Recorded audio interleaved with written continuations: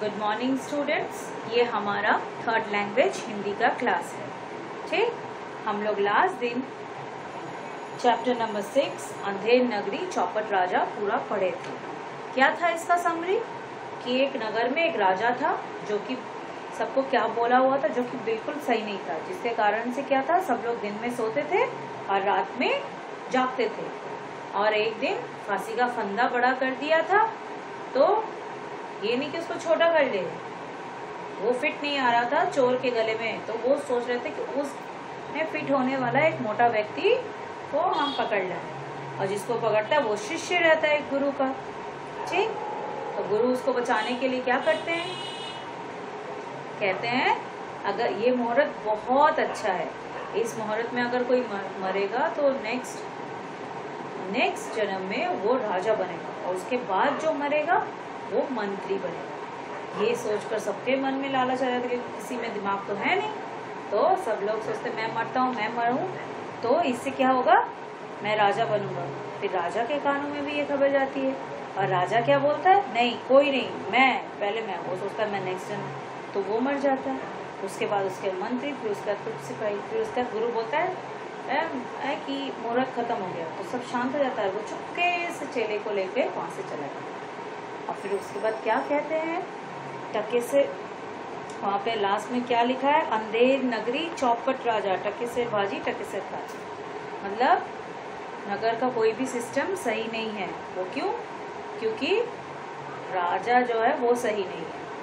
राजा का रणनीति अगर सही होता सब कुछ, तो नगर बहुत अच्छा होता, लेकिन नहीं है। इसलिए टके से भाजी टके से खाजी, वहां पे जो भी था वो टके से का था। ठीक है, चाहे सोना लो वो भी टके से का, चाहे खाने का सामान, अगर चीजों की वैल्यू सही ना हो तो कहाँ से सही होगा। और फिर दिन में सोते थे और रात में काम करते थे, ये कोई ठीक नहीं। तो आया समझ में? अब इससे रिलेटेड जो मैंने वर्ड मीनिंग पढ़ा है उसको हम लोग एक बार देखेंगे। ठीक है, जैसे पहला है विश्राम। विश्राम आराम, विश्राम का मतलब आराम। अच्छा, नेक्स्ट अजीब। अजीब का मतलब अनोखा, अजीब का मतलब अनोखा। क्षण, क्षण मतलब पल। ठीक है, उसके बाद सन्नाटा, सन्नाटा मतलब चुप्पी। ठीक, फिर है भोर, भोर मतलब सवेरा। फिर विपत्ति, विपत्ति मतलब मुसीबत। उसके बाद संयोग, संयोग मतलब मेल मिलन इत्तेफाक। बस यही वाले वर्ड मीनिंग्स तू पढ़ना, इसी को मार्क कर लो। फिर नेक्स्ट आओ मौखिक क्वेश्चन में। पहला क्वेश्चन, पिताजी रोज कहाँ जाया करते थे? पिताजी रोज दरबार जाया करते थे। ठीक है, अच्छा, गुरुजी अपने चेलों को लेकर कहाँ और क्यों जा रहे थे? गुरुजी अपने चेलों को लेकर हिमालय की ओर तपस्या करने ले जा रहे थे। ठीक है, हिमालय की ओर जा रहे थे, क्यों जा रहे थे? तपस्या करने। चेले की बात सुनकर सब हैरान क्यों हो गए? सब इसलिए हैरान हो गए क्योंकि वहाँ कोई भी दिन में नहीं था। वहाँ पे सब लोग दिन में सोते हैं और रात में जागते हैं। फिर सबसे पहले फांसी पर कौन चढ़ा? सबसे पहले फांसी पर राजा चढ़ा। ठीक है, हो गया। ये क्वेश्चन मैंने इसके आंसर्स लिखा दिए हैं, ये सब देखकर लिख लेना। नेक्स्ट, लिखित। लड़की को रोज कौन कहानी सुनाता था? पिताजी, माँ जी कि चाचा जी? माँ जी। लड़की किसकी कहानी सुनना चाहती थी? परियों की, बच्चों की कि राजा की? किसकी सुनना चाहती थी? राजा की। नगर के राजा ने किसे फांसी की सजा सुनाई? नगर के राजा ने किसे सुनाई? चोर को, अपराधी को, जल्लाद, चोर को।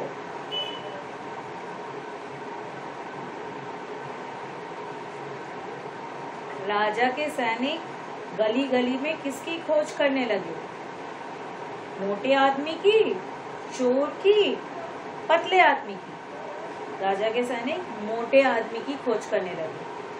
आगे आओ, अब आओ लिखित क्वेश्चन आंसर। चेले को नगर अजीब सा क्यों लगा? चेले को नगर क्यों अजीब सा लगेगा? वहाँ चारों तरफ सन्नाटा था, कोई भी नजर नहीं आ रहा था। बाद में क्या समझ में आता है कि दिन में यहाँ के लोग सोते हैं और रात में काम करते हैं। तो ये सब सुनकर उसे बहुत अजीब सा लगा। अच्छा, कल्लू चौपट नगरी से क्यों नहीं जाना चाहता था? कल्लू बहुत खुश था क्योंकि हर चीज एक टके में था, चाहे वो हलवा हो, पूरी हो, चाहे सोना हो, चाहे कुछ भी। इसलिए ये सब देखकर वो बहुत खुश हुआ और वो ये सब से छोड़कर नहीं जाना चाहता था। गुरु ने नगर के राजा को चौपट क्यों कहा? गुरु ने जब उस शहर की अस्त व्यवस्था को देखा तो राजा को चौपट बोला। अगर राजा सही हो तो सब कुछ सही होगा, राजा का डिसीजन अगर गलत हो तो सब गलत। इसीलिए गुरु ने राजा को चौपट कहा। समझ में आया? नेक्स्ट, गुरु ने चेले को बचाने के लिए क्या चाल चली? गुरु ने चेले को बचाने के लिए क्या कहा? कहा कि ये मुहूर्त बहुत अच्छा है, इसमें एक है अगर कोई मरता है, अगर फांसी पे लटकता है तो नेक्स्ट जन्म में राजा होगा, उसके बाद जो लटकेगा वो मंत्री। ये सुनकर सब में होड़ लग गई फांसी लगना है। तो इससे क्या हुआ? चेला बच गया और राजा खुद ही फांसी पे लटक गया। फिर मंत्री जब बहुत सारे हो गए तो चुप हो गया और फिर उसने चेले को लेके वहां से चला गया। ठीक, अब नेक्स्ट पेज पे आओ, पेज नंबर 43। यहाँ पे दिया है किसने किससे कहा। सबसे पहले ये अधिकार राजा का है। ये किसने कहा? राजा ने प्रजा से। यहाँ सब उल्टा पुल्टा होता है, गुरु ने चेलों से। ठीक, यहाँ तो चारों ओर सन्नाटा है, एक चेले ने गुरु से। चलो छत पर चले, पिता ने मुनिया से। समझ में आया? अब आओ नेक्स्ट भाषा ज्ञान में। और मतलब क्या होता है और मतलब क्या होता है? और मतलब कौन सी दिशा में? ठीक है, दिशा, वो दिशा निर्धारित, इस ओर चलो, उस ओर चलो। ठीक, जो हमें वे मतलब दिशा बताए वो है और। ठीक है, इस ओर, और ये जो है और है। और किसका? और का मतलब एवं, या इंग्लिश में बोले तो एंड। तो जहां तुम्हें लगाना है एंड, वहां पे तुम इस्तेमाल करते हो। राजा और प्रजा, पिता जी और चाचा जी। ठीक है, तो ये है और ये और मतलब क्या? दिशा। तो यहाँ पे तुम्हें दिया हुआ है पहला और। तो पहले क्या लिखा है? मोहन गेंद की डैश भागा, तो वो गेंद के पीछे भागेगा, मतलब गेंद की ओर भागा। मोहन डोसा और समोसा खाता है, यहाँ पे दो चीज है इसलिए और। ठीक है, अब नेक्स्ट, बाहर और बाहर। ठीक है, बाहर मतलब बाहर जाओ, बाहर निकलो, मतलब आउटसाइड। और बाहर मतलब चारों तरफ ब्यूटीफुल फूल खिले हैं, उनको देख के हिंदी में जो बोला जाता है सुंदर, पूरा इतना सुंदर बाहर आ गई है। हर जगह फूल खिले हुए हैं, पेड़ सुंदर लग रहे हैं, फल आए हुए हैं, इसे कहते हैं बाहर आना। ठीक, तो देखो मोहन डैश की ओर भाग गया, बाहर की ओर भाग गया।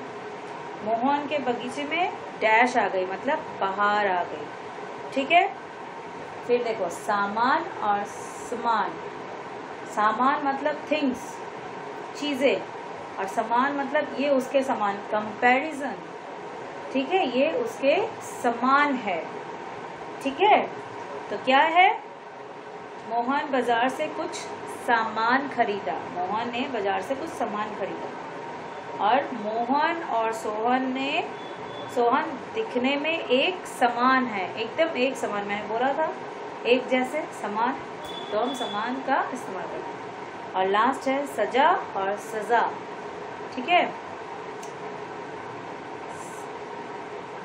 सजा मतलब पनिशमेंट, इसने उसको सजा दी, ठीक।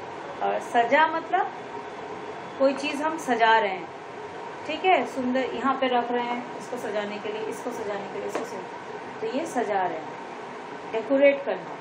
तो देखो लिखा है मोहन ने गुलदस्ते में फूल सजा दिए। मोहन को मास्टर जी ने सजा दी, ठीक। आगे समझ में इस चैप्टर में और कुछ नहीं, बस यहीं तक, ठीक। इस चैप्टर को अच्छे से कर लेना, पढ़ लेना। आज का हमारा ये चैप्टर ओवर और मेरी टीचिंग भी ओवर बच्चों। अगर कुछ प्रॉब्लम हो तो मुझसे पूछ लेना, ओके, ठीक है। Thank you students.